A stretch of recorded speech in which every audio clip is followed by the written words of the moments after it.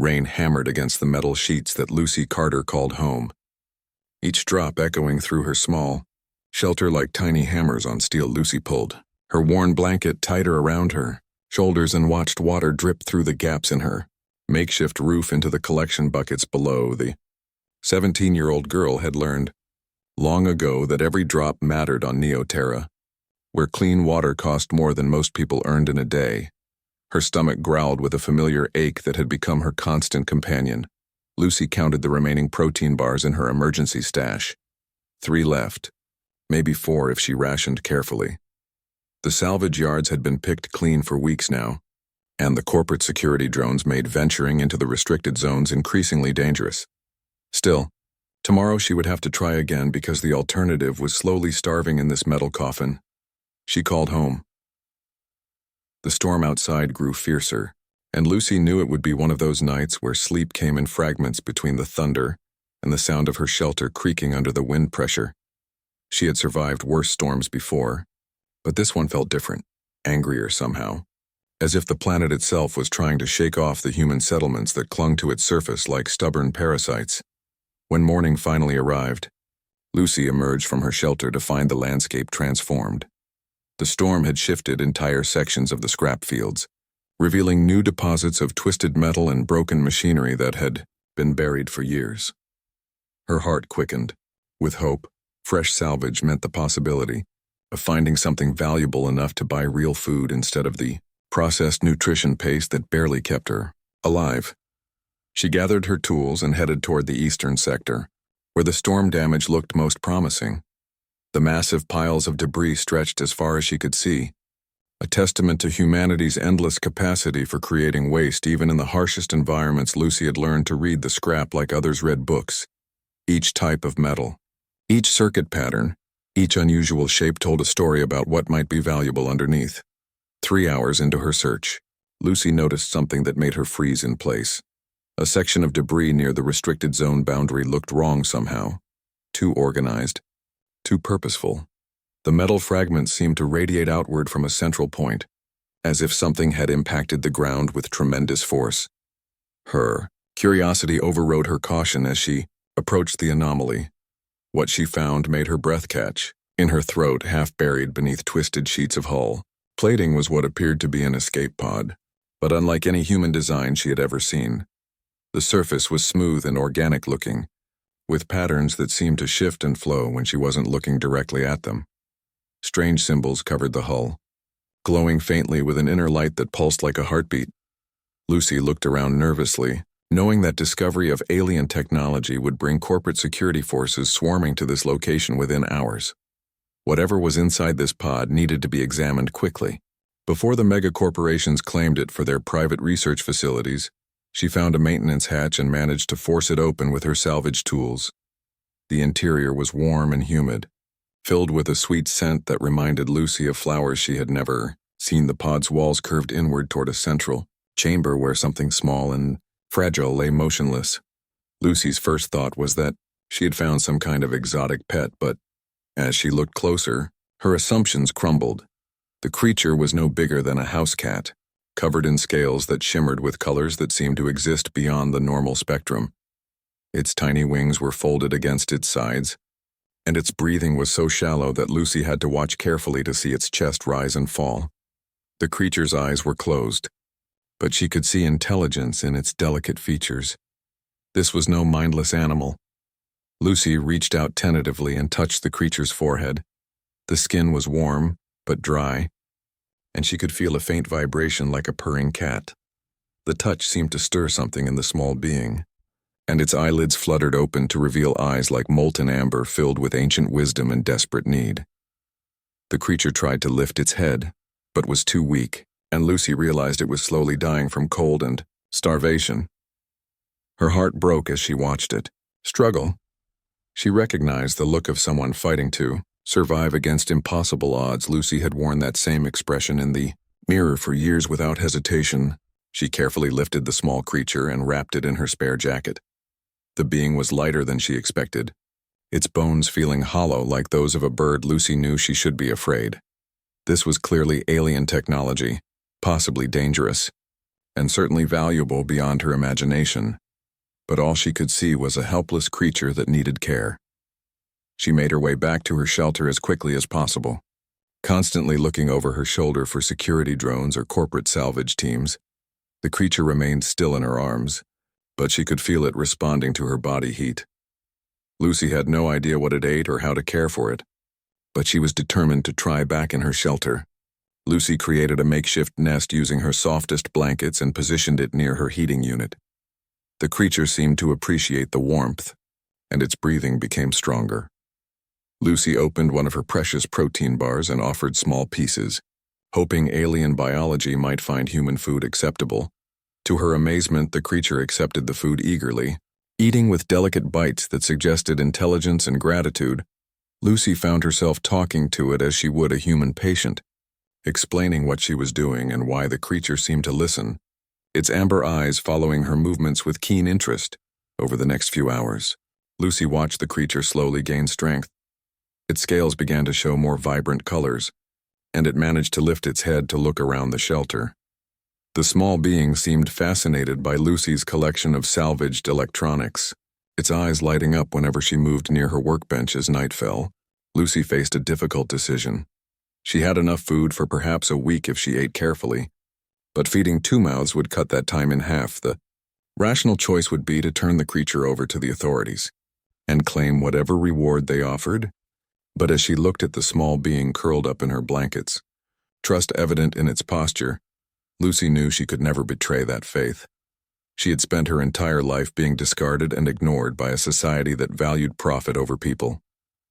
This creature, whatever it was, had somehow ended up in the same situation. Lucy understood what it meant to be abandoned and forgotten, and she refused to let another being suffer that fate if she could prevent it. The creature seemed to sense her decision because it looked up at her with an expression of profound gratitude. Lucy reached out and gently stroked its head. Marveling at the softness of its scales, she decided to call it Spark, after the way its eyes seemed to glow with inner fire that night. As rain began to fall again on her metal roof, Lucy fell asleep with Spark curled against her side. Both of them were warmer than they had been in a long time, though neither fully understood why Lucy dreamed of flying through stars, while Spark dreamed of ancient cities and voices calling across impossible distances. Neither of them realized that their meeting would change the fate of 2 entire species, or that Lucy's simple act of kindness would echo across the galaxy in ways she could never imagine. All she knew was that she had found something worth protecting, and for the first time in years, she felt like her life had purpose beyond mere survival. 3 months had passed since Lucy found Spark, and her small shelter had become something entirely different from the bare survival pod it once was. The creature she had rescued was now the size of a medium dog, with scales that shifted from deep blue to brilliant silver depending on its mood. Lucy had learned to read these color changes like a language. Blue meant contentment, silver indicated excitement, and the rare flashes of gold seemed to appear whenever Spark was trying to communicate something important. The changes weren't limited to Spark's growth. Lucy's salvaging luck had improved dramatically since bringing the creature home. Her electronic scanner, which used to function sporadically at best, now worked with perfect precision. Her heating units ran more efficiently, her communication device picked up signals from further away, and even her food preservation system seemed to last longer than it should have. Lucy attributed these improvements to coincidence and better maintenance, never suspecting that Spark was unconsciously enhancing the technology around them. The creature would spend hours studying her equipment, running its claws gently over circuit boards and power cells with an intensity that suggested deep understanding rather than mere curiosity. Breakthrough in their relationship came during Lucy's regular salvaging run in the 4th week after finding Spark. Instead of wandering randomly through the scrap fields as she usually did, Lucy found herself drawn to specific locations. Spark would become agitated when she headed in the wrong direction, pacing around the shelter and making soft chirping sounds that clearly indicated distress. When Lucy finally followed Spark's subtle guidance, she discovered caches of technology that should not have existed on Neo-Terra devices made from materials she couldn't identify, with designs that seemed to blend organic curves with geometric precision. The components were unlike anything in the colonial database, yet they interfaced perfectly with human technology when Lucy experimented with connecting them. Each discovery made Lucy more certain that Spark was not just an intelligent animal, but something far more significant. The creature's behavior suggested knowledge of where these items were located, as if it was leading her to specific targets rather than random. Salvage Lucy began to suspect that Spark's escape pod crash had been no accident. Perhaps it had been searching for these buried artifacts. The most significant change in their relationship occurred when Lucy fell seriously ill during a particularly harsh cold snap. Her immune system, weakened by years of poor nutrition and exposure to toxic salvage, couldn't fight off a respiratory infection that would have been minor for someone with proper medical care. Lucy spent 3 days burning with fever, drifting in and out of consciousness while Spark watched over her with obvious distress.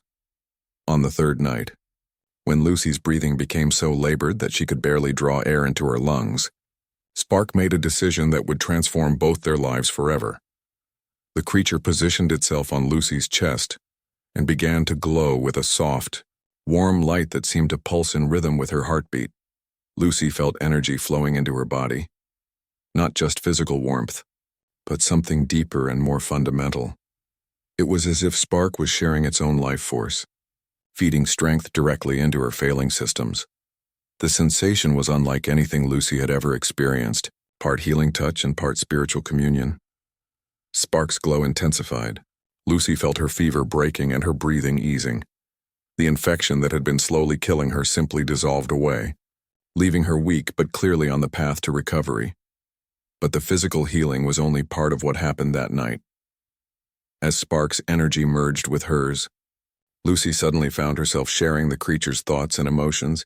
Through this new mental connection, Lucy experienced flashes of memory that clearly belonged to Spark, images of vast cities floating among the stars, populated by beings similar to Spark but much larger and more magnificent ships that moved through space without engines, powered by the same energy that had just healed her. A civilization of incredible age and wisdom that had watched the rise and fall of countless younger species. The visions revealed that Spark was not just an alien creature but a member of royalty among its people, the dragons, for that was how they thought of themselves, had ruled a vast empire spanning multiple star systems before choosing to withdraw from contact with other species. Lucy saw through Spark's memories how the dragon empire had slowly contracted over millennia, retreating from the galaxy as younger, more aggressive races expanded their territories. Most shocking of all, Lucy learned that the dragons had been watching humanity for centuries, studying human development from hidden observation posts throughout colonial space. The scrap fields where Lucy made her living were actually the remains of one such outpost, destroyed in some ancient conflict and buried under generations of human waste. Spark's escape pod had not crashed by accident. It had been sent to this location specifically to recover important data and artifacts from the ruined research station.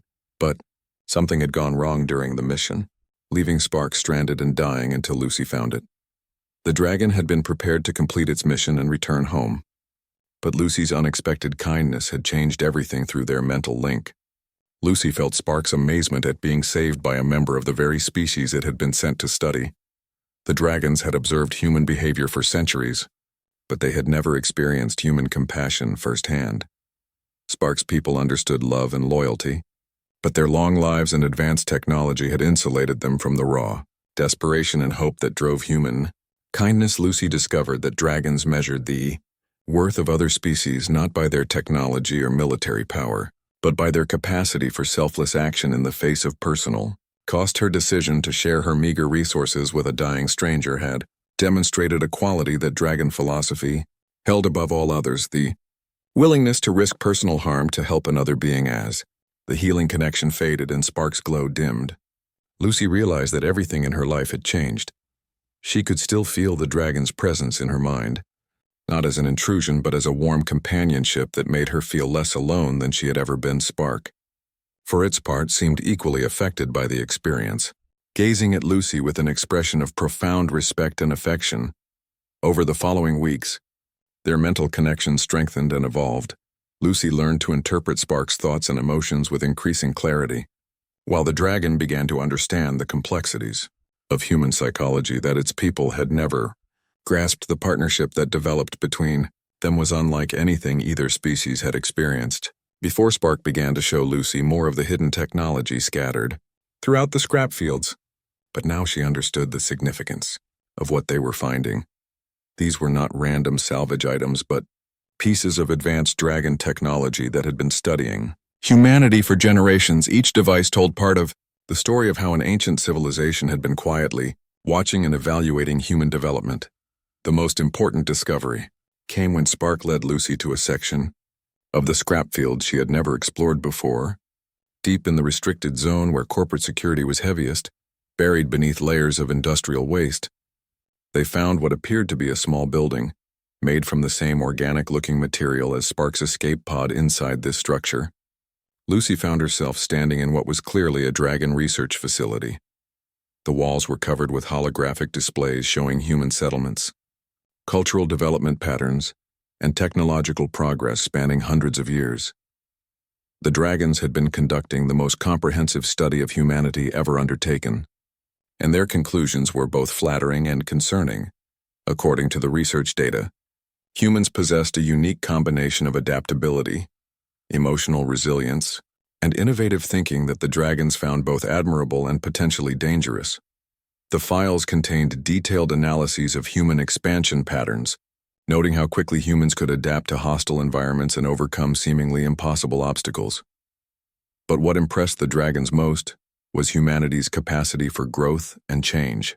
Unlike other species they had studied, humans consistently surprised their observers by developing in unexpected directions. The dragon researchers had been unable to predict human behavior with the same accuracy they achieved when studying other civilizations, and this unpredictability both fascinated and concerned them. Lucy realized that she and Spark had discovered something that could change the relationship between their species forever. The dragons clearly respected humanity, but they had never made contact because they were uncertain how humans would react to learning they were being watched. Now, through her bond with Spark, Lucy had become the first human to truly understand dragon civilization, and the first dragon to experience human emotion. As she stood in the ancient research facility, still weak from her recent illness but stronger than she had ever been, thanks to Spark's healing, Lucy understood that her life had taken on a significance she could never have imagined.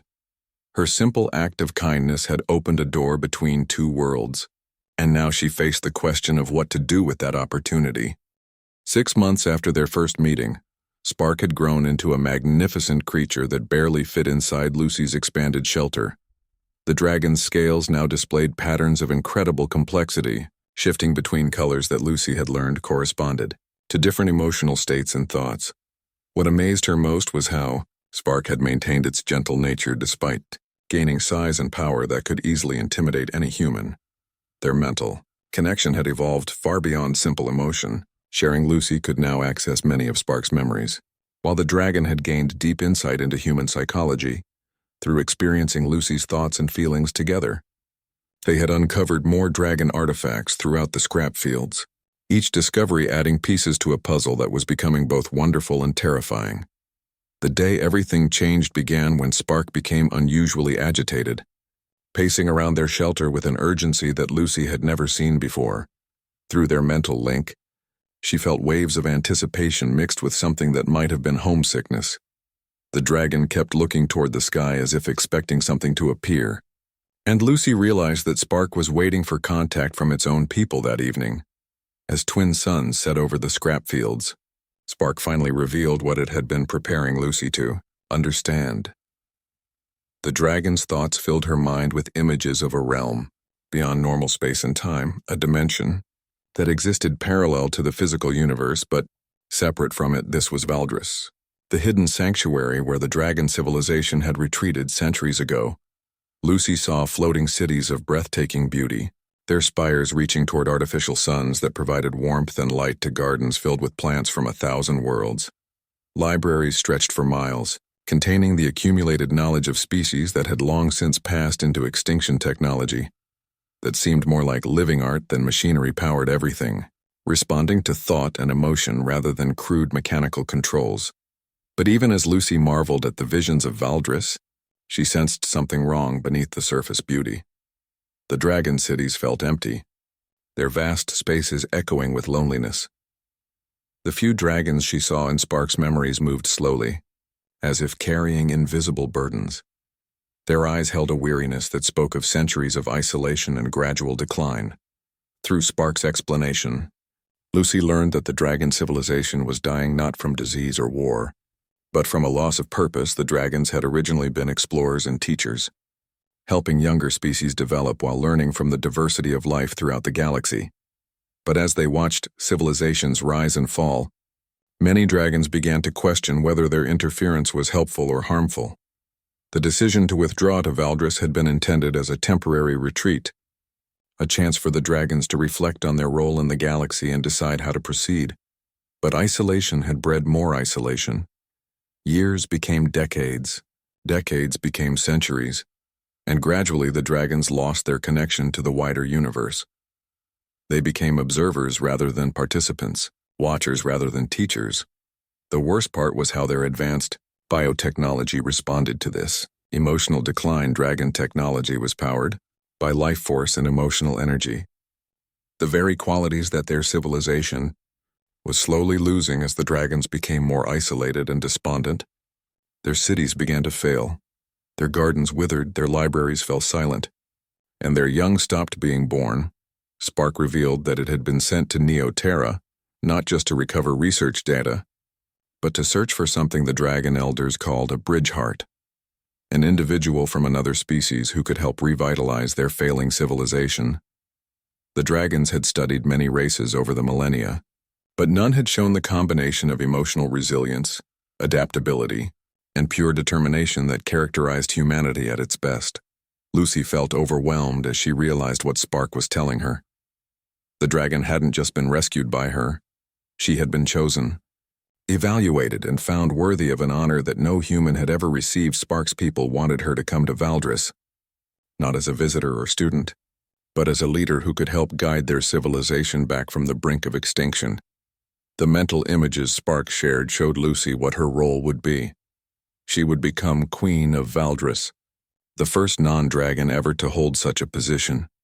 Her human perspective and emotional strength would help the dragons rediscover their sense of purpose, while her natural leadership abilities could organize them into action rather than endless contemplation. But the offer came with costs that Lucy was only beginning to understand. Accepting the role of Bridgeheart would mean leaving everything she had ever known. She would have to adapt to life in a dimension where the laws of physics worked differently, among beings whose thought processes operated on timescales that measured centuries rather than years. Lucy would also bear responsibility for two entire civilizations. The dragons needed her to help them reconnect with their purpose and revitalize their failing technology, but humanity also needed protection from the various threats that existed in the galaxy, and as Queen of Valdris, Lucy would be positioned to provide that protection. Through subtle guidance and technological assistance, the revelation of her potential role left Lucy stunned and conflicted. Part of her was thrilled at the possibility of escaping the grinding poverty and isolation of her current life, the chance to live among beings of incredible wisdom and power, with access to technology that could solve humanity's greatest problems, was beyond anything she had ever dared to dream.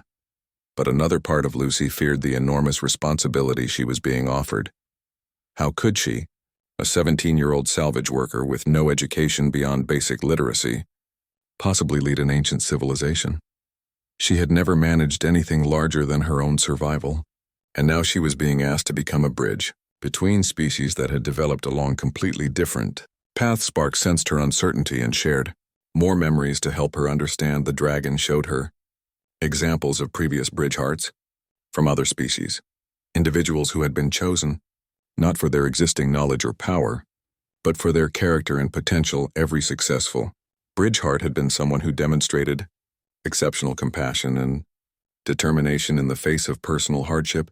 Lucy saw how a young engineer from a primitive world had become the bridge heart for a species of crystalline beings, using her practical problem-solving skills to help them adapt their technology for biological compatibility. She witnessed a former soldier who had bridged the gap between two warring civilizations by teaching them to channel their aggression into collaborative construction projects. Each Bridgeheart had brought something unique to their adopted civilization while gaining access to knowledge and power that elevated their own people. The role was not about ruling in the traditional sense, but about facilitating growth and change in directions that benefited everyone involved. As Lucy absorbed these examples, she began to understand why the dragons had chosen her. Life in the scrap fields had taught her to see potential value in things others discarded. She had learned to adapt and survive in impossible circumstances, and most importantly, she had demonstrated the ability to act with compassion even when it cost her. Personally, the decision facing Lucy was interrupted by alarms echoing. Across the scrap field's corporate security, drones had finally detected the energy signatures from the dragon artifacts that she and Spark had been uncovering over the past weeks. Their activities had created a pattern that sophisticated monitoring systems could no longer ignore. Through the windows of their shelter, Lucy could see searchlights sweeping across the landscape while automated voices announced that the area was under corporate investigation. Anyone found in possession of unauthorized alien technology would be arrested and the materials confiscated. For national security purposes, Spark's scales shifted to deep red, a color Lucy had learned indicated anger or determination. The dragon had no intention of allowing its people's technology to fall into corporate hands, but it also couldn't risk revealing its true nature to human authorities. The situation was becoming desperate, and Lucy realized that her time for making a decision was running out. As security forces surrounded the scrap fields and began their systematic search, Spark pressed its massive head against Lucy's shoulder. The dragon's thoughts filled her mind with images of quantum gates opening between dimensions, of escape to a realm where corporate greed and human desperation could not follow. But escape to Valdris would mean accepting the role of Bridgeheart without fully understanding what that meant. Lucy would be leaving behind not just her life on Neoterra, but her entire species. She would become something new, part human, part dragon queen, bearing responsibilities that could affect the fate of civilizations. The searchlights were getting closer, and Lucy could hear the whine of drone engines approaching their sector. Soon the security forces would discover their shelter, and everything would be over. Spark watched her with patient eyes, waiting for her decision while preparing to open a doorway to another world. Lucy looked around her small shelter, thinking about the life she would be leaving behind. It wasn't much by most standards, just a collection of salvaged materials in a wasteland of industrial refuse. But it was hers. And more importantly, it was where she had learned that even the smallest acts of kindness could have profound consequences. She thought about the moment she had first found Spark, dying in the wreckage of its escape pod. Her decision to help had been instinctive, driven by empathy rather than calculation. Now that same instinct was telling her that the universe was offering her chance to help on a scale she could barely comprehend. The sound of approaching security forces grew louder, and Lucy realized that staying would mean losing everything anyway. The corporations would confiscate the dragon technology, probably imprisoning her in the process. Her choice wasn't really between her old life and a new one. It was between destruction and transformation. Lucy placed her hand on Spark's neck, feeling the warm energy that flowed through the dragon's scales. She thought about the dying civilization of Valdris, filled with beings who had lost their way despite all their wisdom and power. She thought about humanity, struggling to survive on hostile worlds while dreaming of something better. Through their mental connection, Lucy felt Spark's love and respect for her, but also its understanding that the choice had to be hers alone. The dragon would not pressure her or try to influence her decision. It would accept whatever choice she made and face the consequences together with her. As the first security drone crested the hill overlooking their shelter, its searchlight beginning to sweep toward their location, Lucy made her decision. She had spent her entire life being discarded and ignored by systems that valued profit over people. Now she had the chance to become part of something that valued wisdom, compassion, and the potential for growth. Lucy looked into Spark's amber eyes and nodded, feeling a mixture of terror and anticipation. As the dragon began to glow with the same energy that had once healed her, the air around them started to shimmer and bend as Spark opened a quantum gate to Valdris, a doorway to another world where Lucy Carter, salvage worker and survivor, would become Lucy Carter, Queen of the Dragons. The quantum gate opened like a tear in reality itself, revealing glimpses of floating cities and impossible architecture beyond. Lucy felt her heart racing as she stared through the shimmering portal while security drones buzzed closer to their position. The choice before her seemed too enormous for any one person to make, but the sound of approaching corporate forces reminded her that staying was no longer an option. Spark's massive form coiled protectively around Lucy as the first security drone crested the hill above their shelter. Its searchlight swept across the landscape, probing every shadow and crevice with mechanical precision. The dragon's scales had shifted to a deep crimson color that Lucy now understood meant battle readiness. Though she hoped they could escape without violence through their mental connection, Lucy felt Spark's internal struggle. The dragon possessed power that could easily destroy the approaching security forces. Abilities that included manipulating gravity, phasing through solid matter, and generating energy fields that could disable any human technology. But Spark's people valued all life. Even when that life threatened them, violence was considered a failure of wisdom rather than a tool of necessity. The corporate security team was led by Director Reynolds, a woman whose reputation for ruthless efficiency had made her wealthy beyond measure. Reynolds had built her career by seizing alien artifacts and technology, always ensuring that her corporation claimed ownership before other companies could react. Her forces were equipped with the latest detection equipment and weapons specifically designed to capture non-human entities. The security team established a perimeter around the scrap fields. Reynolds studied the energy readings on her portable scanner. The signatures were unlike anything in the corporate database, suggesting technology far beyond current human capabilities. If she could capture the source of these readings, her corporation would gain advantages that could dominate the colonial markets for decades. Lucy watched through Spark's enhanced senses as the security forces moved with practiced coordination. Teams spread out to cover every possible escape route, while drones provided aerial surveillance. The corporate soldiers wore powered armor that made them nearly invulnerable to conventional weapons, and their energy scanners could detect life forms through solid barriers. The situation became more desperate when Reynolds herself approached their sector, accompanied by a squad of elite troops armed with neural disruption weapons designed to incapacitate alien life forms. Lucy realized that the corporations had been preparing for this type of encounter, suggesting that dragon technology had been discovered before. Spark's thoughts filled Lucy's mind with urgency and determination. The dragon had no intention of being captured or allowing its people's technology to fall into corporate hands, but it also refused to harm the humans pursuing them, even though their motives were driven by greed rather than genuine scientific curiosity. As the security net tightened around their position, Spark made a decision that demonstrated the true extent of dragon capabilities. The massive creature began to phase in and out of physical reality, becoming translucent and then solid again in a display that defied every law of physics Lucy understood. The dragon was preparing to use abilities that its people normally kept hidden from younger species. Lucy felt a strange, tingling sensation as Spark's phasing ability extended to include her. The world around them took on an ethereal quality, with solid objects becoming translucent and permeable. They could see the security forces moving outside, but the humans seemed unaware of their presence. It was as if Lucy and Spark existed slightly outside normal reality. Through this phased state, they moved past the security perimeter without being detected. Lucy marveled at the sensation of walking through solid barriers as if they were made of mist. The dragon's control over quantum mechanics allowed them to exist in multiple probability states simultaneously, an ability that required incredible mental discipline to maintain.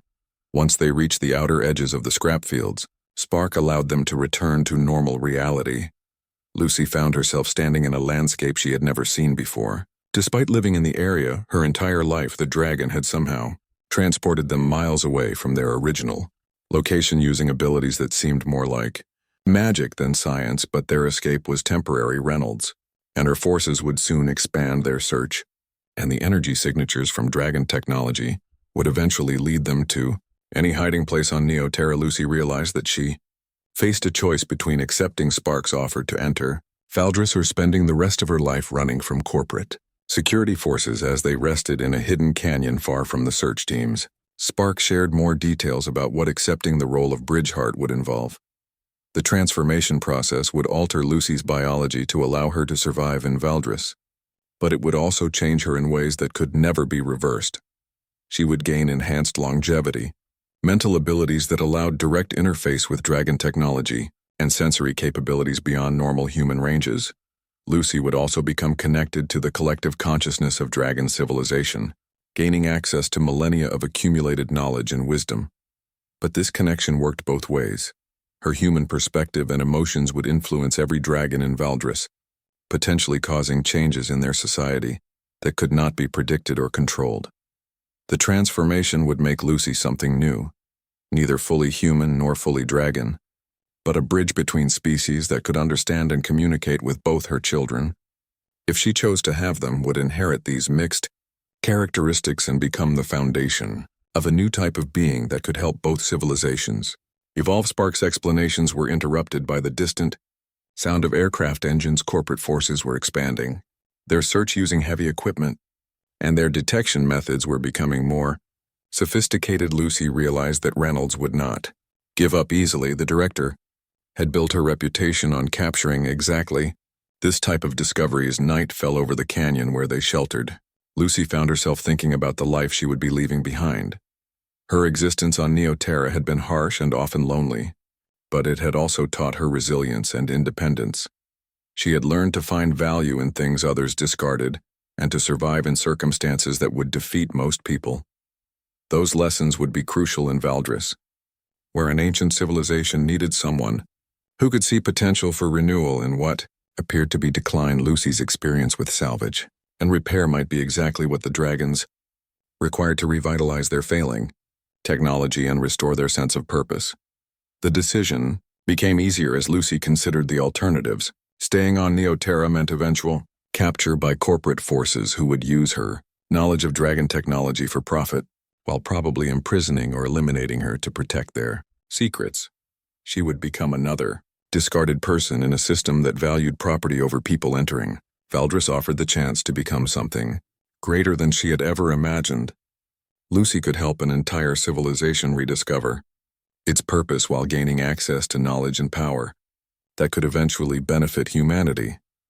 The role of Bridgeheart was not about personal advancement but about service to something larger than herself. Dawn approached, bringing with it the certainty that corporate search teams would find their hiding place.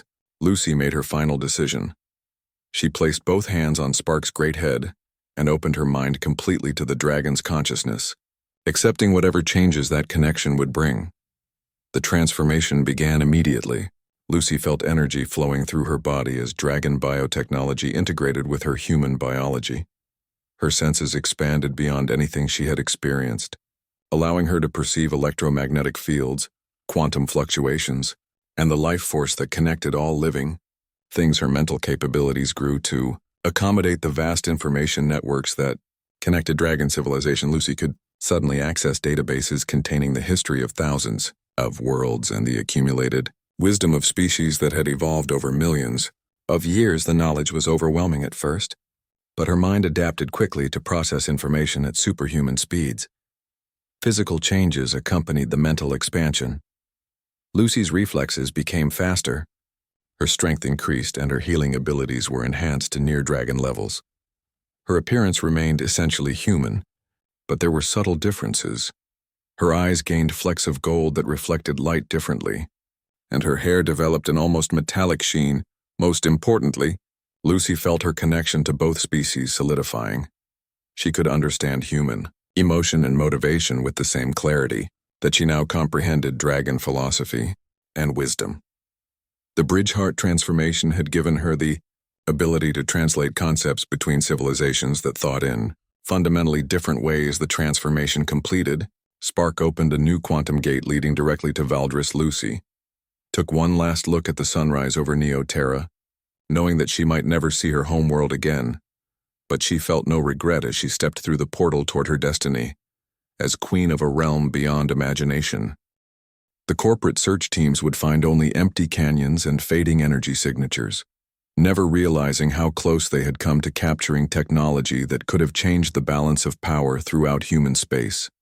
Lucy Carter, salvage worker and survivor, had become something new. A bridge between worlds and the hope for two civilizations that desperately needed each other's strengths. Valdris overwhelmed every sense Lucy possessed as she stepped through the quantum gate into a realm that redefined her understanding of what was possible. The floating cities stretched across impossible distances, their crystalline spires reaching toward artificial suns that provided warmth without harsh radiation. Gardens cascaded down from platforms suspended in midair, filled with plants that seemed to glow with their own inner light. The architecture defied gravity and logic. With buildings that twisted through dimensions Lucy couldn't fully perceive, bridges of pure energy connected distant platforms while waterfalls flowed upward toward collection pools that fed the aerial gardens. Transportation systems moved beings through tubes of compressed space, allowing travel across vast distances in moments. But what struck Lucy most powerfully was the overwhelming sense of age and weariness that permeated everything. Despite the incredible beauty surrounding her, she could feel the sadness that Spark had tried to prepare her for. The few dragons she saw moved slowly through the magnificent spaces, their ancient eyes reflecting centuries of accumulated loneliness. Spark led her through the entry portal toward the central governance complex, where the dragon elders waited to meet their new queen. Lucy's enhanced senses allowed her to perceive the biotechnological networks that connected every structure in Valdris. The entire realm was essentially one vast living organism, powered by the collective life force and emotional energy of its inhabitants. The dragon elders were magnificent beings whose scales displayed patterns of incredible complexity, telling the stories of their long lives through shifting colors and designs. But Lucy could see past their impressive appearance to the profound exhaustion that threatened to overwhelm them. They had lived too long and seen too much, reaching a point where continued existence felt more like burden than gift. Elder Netherwind, the nominal leader of the Dragon Council, greeted Lucy with a mixture of hope and skepticism. The ancient being had lived for over 3,000 years and had watched countless civilizations rise and fall. Its scales showed patterns of deep blue mixed with silver, indicating both wisdom and uncertainty about whether a young human could succeed where their own people had failed. Through the mental connection that now linked her to all of Valdris, Lucy experienced the full scope of dragon civilization's decline. Their population had dwindled to fewer than 800 individuals, most of whom were so ancient that they had lost interest in the physical world. The few younger dragons showed little inclination to reproduce, sensing the hopelessness that pervaded their society. The biotechnological systems that sustained Valdris were failing as the dragon's collective life force weakened, gardens withered, despite perfect environmental conditions. Libraries fell silent as information networks lost power, and transportation systems functioned sporadically. The realm itself was slowly dying along with its inhabitants. Lucy's first act as Bridgeheart was to address the Dragon Council, using her new mental abilities to communicate directly with their collective consciousness. She spoke of human resilience and the power of hope to overcome seemingly impossible obstacles, sharing her own experiences of survival in the face of poverty and abandonment. The dragons listened with growing amazement as Lucy described human civilization's greatest strength, the ability to find meaning and purpose even in the darkest circumstances. She explained how humans could maintain hope for the future while working to improve present conditions, a psychological balance that dragons had never mastered. Elder Netherwind challenged Lucy's optimism by showing her visions of human warfare, environmental destruction, and social inequality. The dragon pointed out that human civilization seemed driven by competition and conflict rather than the harmony that dragons valued. Lucy acknowledged these flaws but explained how human diversity and disagreement often led to innovation and growth. Over the following weeks, Lucy began implementing changes that gradually transformed dragon society. Her human perspective brought fresh solutions to problems the dragons had considered unsolvable.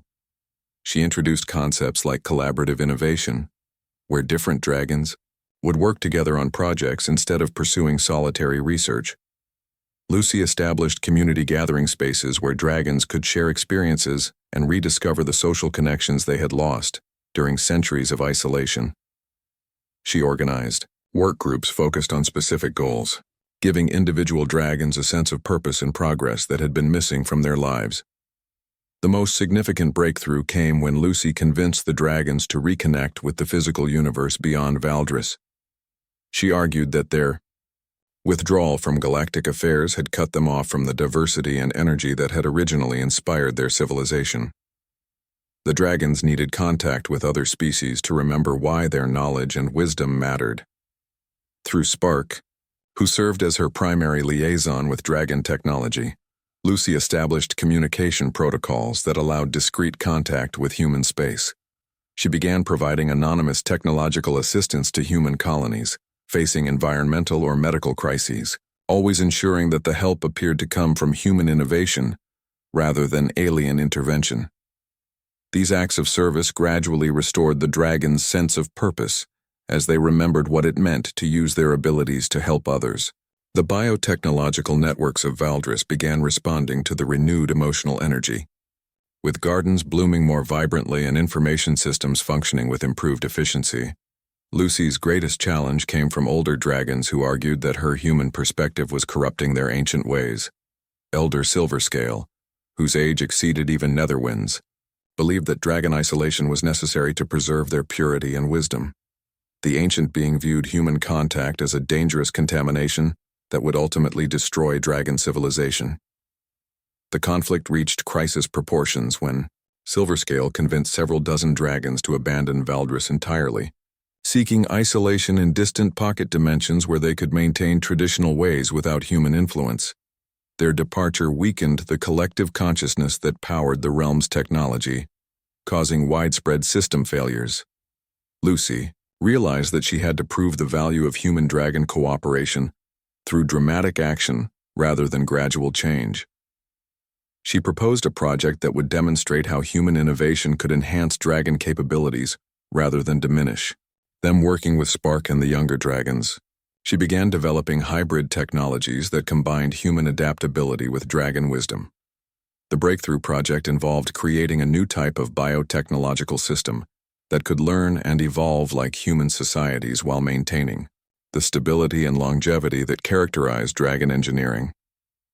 The result was a living network that could adapt to changing conditions while preserving core functions, essentially giving dragon technology the human capacity for growth and change. When the prototype systems began outperforming traditional dragon technology while maintaining perfect stability, even Elder Silverscale was forced to acknowledge the benefits of Lucy's approach. The ancient dragon returned to Valdris along with most of the separatists. Accepting that change was necessary for survival, Lucy's success in revitalizing dragon society allowed her to focus on her other responsibility, protecting and guiding human civilization.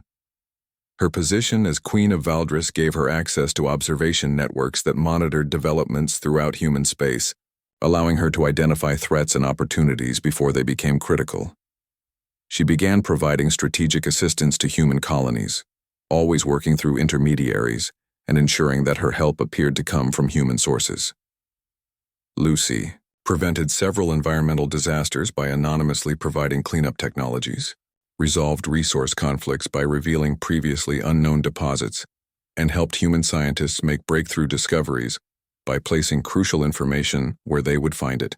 The most significant intervention came when Lucy detected signs of an impending war between human colonial factions that could have devastated several star systems. She used dragon technology to facilitate secret communications between the opposing leaders, helping them understand that their conflict was being manipulated by external forces seeking to profit from human division. Through careful manipulation of information and resources, Lucy guided human diplomats toward a peaceful resolution that strengthened colonial cooperation rather than creating winners and losers. The war that could have killed millions never happened, and the humans involved never realized how close they had come to disaster. As Lucy stood in the great observatory of Valdris, watching both realms through quantum viewing portals, she reflected on how much had changed in the years since she accepted the role of Bridgeheart, the Dragon City's now hummed with activity as renewed purpose energized their inhabitants. Young dragons had begun reproducing again, ensuring that their civilization would continue into the future through another portal. She observed Neoterra, where mysterious technological breakthroughs had eliminated the worst poverty and environmental problems. The scrap fields where she once struggled to survive had been transformed into research facilities, where humans studied materials that seemed impossibly advanced but were actually simplified versions of dragon technology. Lucy's former shelter had become a monument to the power of kindness. Though no one knew the true story of what had happened there, corporate forces had eventually given up their search for alien technology, never realizing that they had been seeking something far beyond their ability to understand or control. Spark approached Lucy in the observatory, now revealed as Prince Cinderwing. Of the royal bloodline, the dragon's scales showed patterns of joy and contentment that had been absent. When Lucy first found the dying creature, their mental connection had evolved into something deeper than friendship, a partnership between species that benefited both civilizations through their bond. Lucy felt the collective gratitude of dragon civilization and the unconscious appreciation of humanity for protection. They didn't know they were receiving her greatest achievement. Wasn't the advanced technology or her royal title, but proving that kindness and compassion were the most powerful forces in the universe. Elder Netherwind joined them in the observatory, the ancient dragon scales now showing vibrant patterns that reflected renewed hope for the future. The Elder had become Lucy's closest advisor, helping her understand the subtle complexities of guiding civilizations without controlling them. As they watched new dragon hatchlings playing in gardens that Lucy had helped design, their laughter echoing through halls that had been silent for centuries, Lucy realized that her reign had only just begun. The universe was vast and full of species that could benefit from the bridge she had created between human innovation and dragon wisdom. Her simple act of caring for a dying creature had saved an ancient civilization and created new possibilities for both species. Lucy had learned that the greatest power came not from ruling others but from serving them, and her position as Queen of Two Worlds was really a commitment to help all life flourish. The future stretched ahead, full of challenges and opportunities, but Lucy faced it with confidence born from understanding that love and kindness could overcome any obstacle. The bridge between worlds would continue to grow stronger, and someday humans and dragons might openly share the stars together as partners rather than strangers.